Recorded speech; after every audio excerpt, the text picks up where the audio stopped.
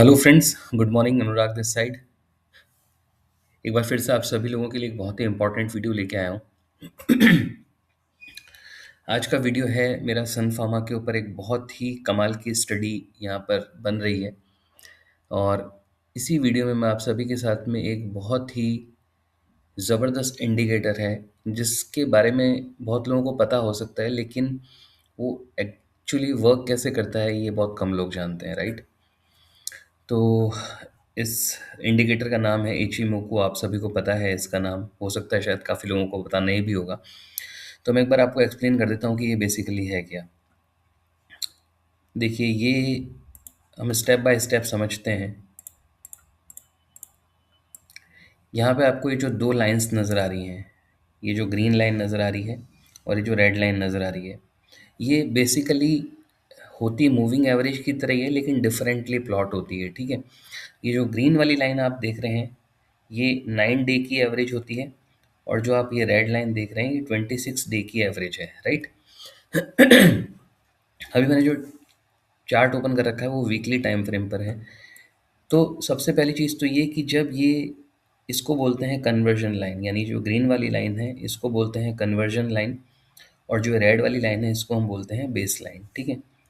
तो जब जब ये कन्वर्जन लाइन बेस लाइन को नीचे की तरफ क्रॉस ओवर देती है तो वो स्टॉक जो है वो बियरिश कन्वर्ट हो जाता है, ठीक है। लेकिन इसका मतलब ये नहीं है कि हमें इसके क्रॉस ओवर देते ही हमें सेल करना है, ऐसा नहीं होता है, ठीक है। ये सिर्फ अभी आपको अंडरस्टैंड करना है इन दो लाइनों का अ, क्या कंक्लूजन है या क्या मतलब है, ठीक है। सिर्फ इतना ही समझना है कि जब ग्रीन लाइन रेड लाइन को नीचे की तरफ क्रॉस ओवर देती है तो वो एक बियरिश साइन होता है, ठीक है। अभी हमने सेल नहीं किया है लेकिन, ठीक है। इसके बाद में हम एक और यहाँ पर आप देख रहे हैं लैगिंग स्पैन। हम जैसे इस लैगिंग स्पैन को ऐड करते हैं तो ये कभी आप ब्लैक लाइन देख रहे हैं, ये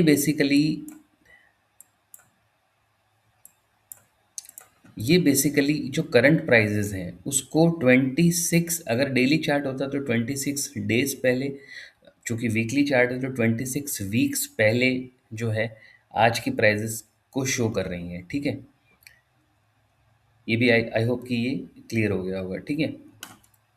फिर हम इसी के अंदर जो अभी हम दो और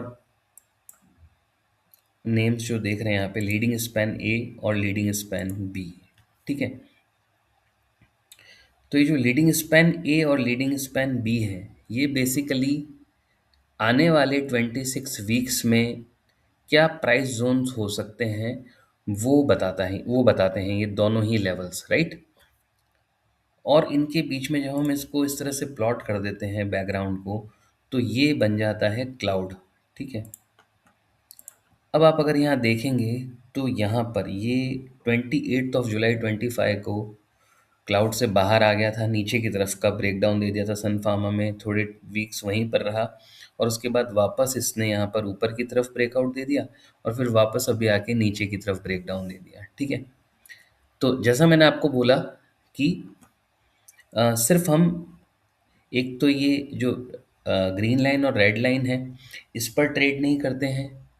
फिर जब प्राइजेस क्लाउड के नीचे चली जाती हैं, राइट, तो फिर तो भी वो एक बेयरिश इंडिकेशन होता है, लेकिन तब भी हम सेल नहीं करते हैं। क्यों नहीं करते हैं उसका कारण मैं आपको बताऊंगा, ठीक है। उसका सबसे इम्पॉर्टेंट कारण ये है कि ये जो लैगिंग स्पैन आप देख रहे हैं, ये जो ब्लैक वाली जो लाइन अभी हमने यहाँ देख रहे थे, ठीक है, जब ये भी क्लाउड के नीचे आती है, उसके साथ साथ प्राइस भी जब क्लाउड के नीचे होती है, तो वही हमारा एक बहुत ही स्ट्रॉन्ग सेल सिग्नल होता है, राइट। अब देखिए, जब हम यहाँ पहुँचे थे, जब हमारा चार्ट यहाँ पहुँचा था, मान लीजिए सन फार्मा अभी हम यहाँ पर हैं, तो इससे 26 वीक्स बिफोर,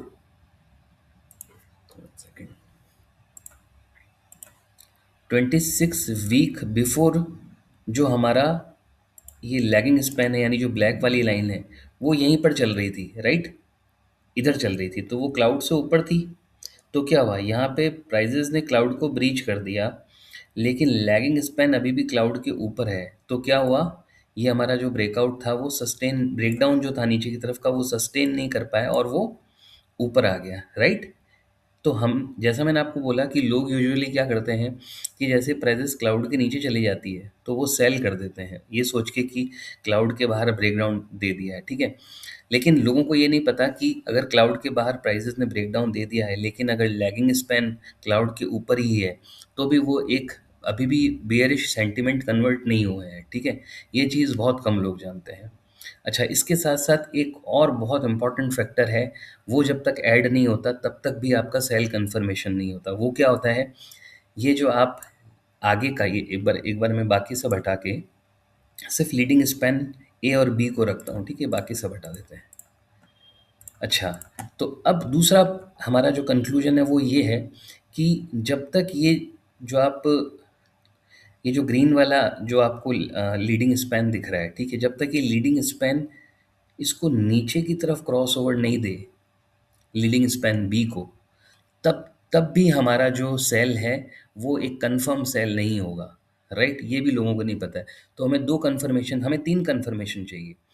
हमें लीडिंग स्पैन जो है हमारा, सॉरी, ये जो हमारा लैगिंग स्पैन है वो भी हमें क्लाउड के नीचे चाहिए, साथ ही साथ प्राइजेस भी हमें क्लाउड के नीचे चाहिए, और उसके साथ साथ लीडिंग स्पैन ए भी जो है वो हमें बी के नीचे क्रॉस ओवर चाहिए। तब जाके हमारा ये इशिमोकू क्लाउड का जो सेटअप है वो हमारा फुलफिल होता है, राइट। तो अब आप अगर यहाँ देखेंगे, हमें यहाँ पे प्राइजेस में ब्रेकडाउन मिला, लेकिन जैसा मैंने आपको बताया था कि अगर जब हम यहाँ पहुँचे थे तो इससे अगर मैं 26 वीक्स अगर आगे जाऊँ तो क्या हुआ, हम यहाँ आ गए, ठीक है। तो देखिए क्या हुआ कि प्राइजेस ने जब यहाँ ब्रेकडाउन दिया था तो आगे के जो 26 वीक्स थे जो लीडिंग स्पैन हमें इंडिकेट करता है, उसने क्या किया, नीचे की तरफ वो क्रॉस ओवर दे चुका था, ठीक है। तो क्या हुआ, हमें दो कन्फर्मेशन हमारे पक्के हो गए। एक तो प्राइस नीचे चली गई क्लाउड के, दूसरा लीडिंग स्पैन ए ने बी को नीचे की तरफ क्रॉस ओवर दे दिया, ये हमें पता चल गया था यहाँ, ठीक है। मतलब यहाँ जाके 27 जनवरी को हमारा एक्चुअली ये कंफर्म हुआ है अभी, सॉरी, जब हम यहाँ पे थे तब हमारा ये कंफर्म हुआ था कि भाई यहाँ प्राइजेस ने नीचे की तरफ ब्रेक कर दिया था ऑलरेडी, ठीक है। यहाँ देख सकते हैं आप कि जो लीडिंग स्पैन ए है उसने नीचे की तरफ क्रॉस ओवर दे दिया है बी को, ठीक है। लेकिन यहाँ पे एक फैक्टर मिसिंग था, वो था हमारा लैगिंग स्पैन जो था वो क्लाउड के ऊपर ही था। लेकिन अभी आप देखिए क्या हुआ है, अगर आप देखेंगे यहाँ पर, ये यहाँ इस जगह, इस कैंडल पे 28 जुलाई वाला वीक, इसमें आपको और क्लियर बता देता हूँ, आपको थोड़ा क्लियर दिखेगा आपको। सॉरी, ये तो हमें चाहिए। देखिए, ये जो ब्लैक लैगिंग स्पैन है इसने क्लाउड के नीचे हमें क्लोज दे दिया है इस हफ्ते में, क्लियर है ये। और प्राइजेस भी हमारी क्लाउड के नीचे ही है, ठीक है। तो अब देखिए क्या हुआ, और लीडिंग स्पैन ए और बी वाला भी कंफर्मेशन हमें मिल चुका है। अब मैं एक बार सारे लगा देता हूँ। तो अब ये जो प्राइजेस यहाँ ब्रेकडाउन दिया है और उसके बाद में जब ये वापस बाउंस करके ये जब इस क्लाउड में आ रहा है, तो ये एक बहुत ही ज़बरदस्त अपॉर्चुनिटी है सन फार्मा को शॉर्ट करने की। यूजुअली इस केस में क्या होता है, स्टॉप लॉस, ये जो अपर बाउंड्री होती है इस लीडिंग स्पैन की, वही क्लाउड की जो अपर बाउंड्री होती है वही हमारा स्टॉप लॉस होता है, राइट। लेकिन चूंकि अभी जो टैरिफ वाली जो न्यूज़ आई थी, यूएस इंडिया की जो ट्रेड डील आई उसकी प्राइसेस ऊपर आ गई है, तो प्राइसेस ऊपर आ गई है, तो हमें हायर लेवल्स पे शॉर्ट करने की एक अपॉर्चुनिटी मिल रही है। तो आप एक काम कर सकते हैं, या तो आप ये 1760 का स्टॉप लॉस रख सकते हैं, और अगर आपकी एपेटाइट है तो आप ये जो यहाँ पर एक हमारी एक बेयरिश कैंडल स्टिक है 1807 रुपये के स्टॉप लॉस के साथ, यानी 100 रुपीज़ के स्टॉप लॉस के साथ इसको शॉर्ट कर सकते हैं। क्योंकि आप देखिए यहाँ पर अ, मई 2020 के बाद से अभी तक एक बार भी सन फार्मा ने क्लाउड के नीचे हमें क्लोज नहीं दिया था, इतना बेयरिश मूव नहीं दिया था। ये मुझे बहुत ही बेयरिश मूव दिख रहा है। मुझे क्लियर, मैं ऐसा मान के चल रहा हूँ कि यहाँ से प्राइजेस जो हैं वो इस तरीके से नीचे की तरफ जा सकती हैं। बहुत हैवीली इसको नीचे लेके जाया जा सकता है, ऐसा मेरा एनालिसिस बोलता है। ठीक है फ्रेंड्स, तो मैंने तो शॉर्ट का पोजीशन बना लिया है। मैंने अपने जो टेलीग्राम चैनल है, जो मेरा प्राइवेट टेलीग्राम चैनल है, उसमें भी मैंने सन फार्मा की पुट ऑप्शन बाय करने के लिए रिकमेंड कर दिया है। तो देखिए, ऐसा है कि अ, जैसा मैं हमेशा बोलता हूँ कि मैं किसी तरह की कोई ट्रेडिंग एडवाइस नहीं करता हूँ। मैं अ, किसी तरह की टिप्स नहीं प्रोवाइड करता हूँ। मैं बेसिकली वही चीज़ें शेयर कर रहा हूँ जो मैं अपनी पर्सनल ट्रेडिंग में कर रहा हूँ। ठीक है, ये जो भी चीज़ मैं आपको बता रहा हूँ, ये सारी चीज़ें मैं अपनी ट्रेडिंग में अप्लाई कर रहा हूँ। तो ये वीडियो आई थिंक ये आपको बहुत हेल्प करेगा, क्योंकि इचिमोकू क्लाउड के ऊपर बहुत कम लोगों को इन्फॉर्मेशन है और यहाँ पर मुझे बहुत कम अपॉर्चुनिटी दिख रही है सन फार्मा को शॉर्ट करने की।